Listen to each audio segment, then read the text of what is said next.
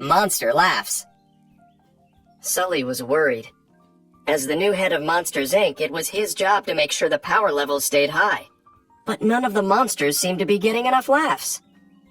He went to the laugh floor and peeked through a closet door.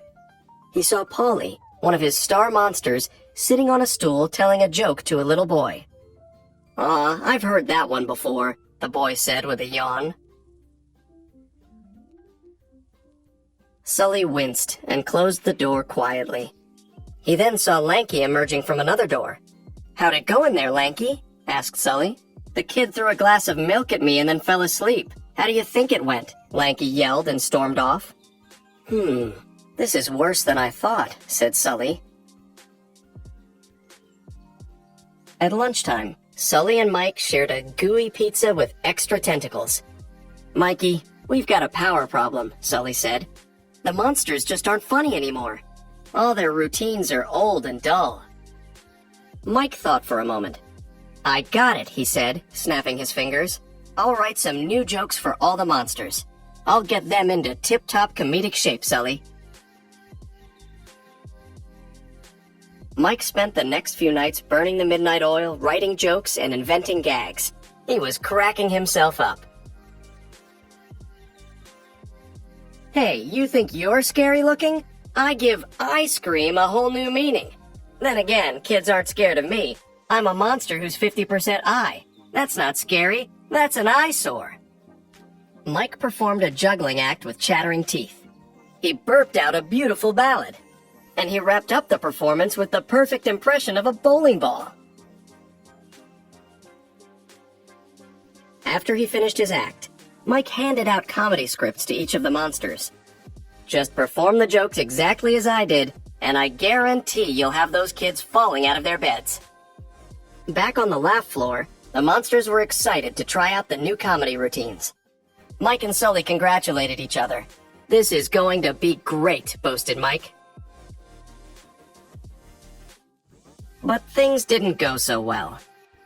"Why did the one-eyed teacher creature have to close his school?" Polly asked a little girl. "Because he only had one pupil." The girl gave Polly and his 16 eyes a blank stare.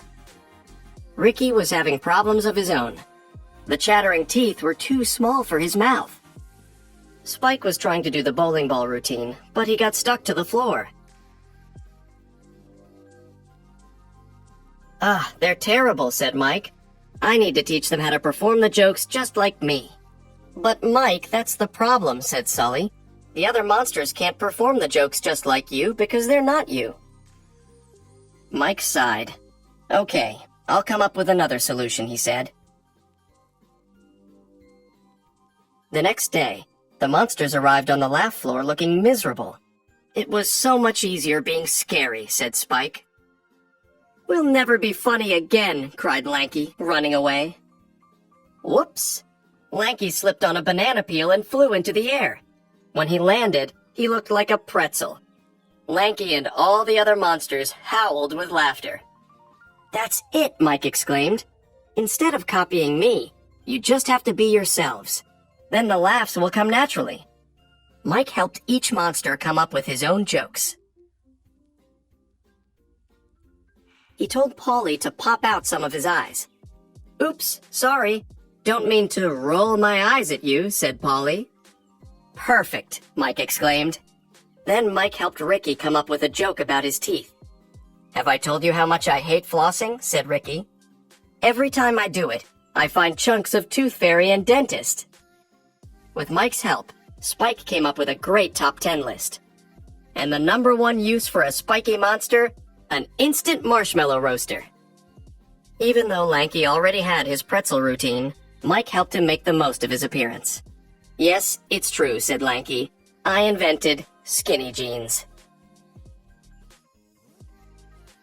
A few days later, the laugh floor buzzed with activity. Behind closet doors, kids roared with laughter. "Great job, Mikey," said Sully. "I didn't do anything," Mike said. "These guys are naturals." As Mike headed toward a door, Sully stopped him. "Hey, Mike, what do you call a green monster with one eye and a big mouth?" "Unbelievably good looking?" Mike asked. Hilarious, said Sully.